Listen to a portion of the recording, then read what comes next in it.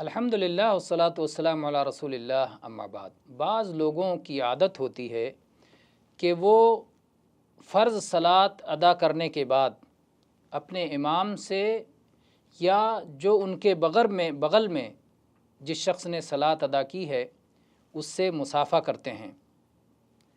اس کی شریعت میں کوئی دلیل نہیں ہے۔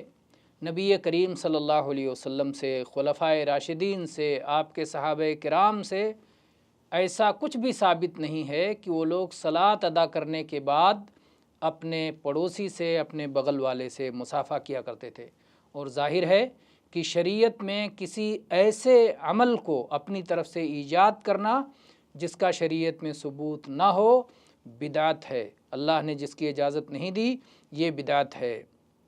اسی لیے ابن عابدین کہتے ہیں کہ 5 وقتہ صلاۃ کے بعد خصوصی طور پر اگر کوئی شخص اس کا اہتمام کرتا ہے کہ جب بھی صلاۃ ادا کرتا ہے اپنے دائیں اور بائیں والے سے سلام پھیرنے کے بعد مصافحہ کرتا ہے تو بعض جاہل ایسا سمجھنے لگیں گے کہ ایسا کرنا سنت ہے، اور جبکہ سلف صالحین سے ایسا کچھ بھی ثابت نہیں ہے اور شریعت میں اس کی کوئی دلیل موجود نہیں ہے، اور صحابہ کرام رضی اللہ عنہم نے ایسا نہیں کیا ہے، بلکہ یہ اہل بدعت کا طریقہ ہے۔ رافضی ایسا کیا کرتے ہیں اور اس کی شریعت میں کوئی اصل موجود نہیں ہے۔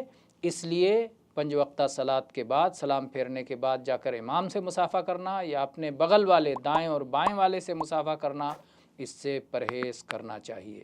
واللہ اعلم والحمدللہ رب العالمین۔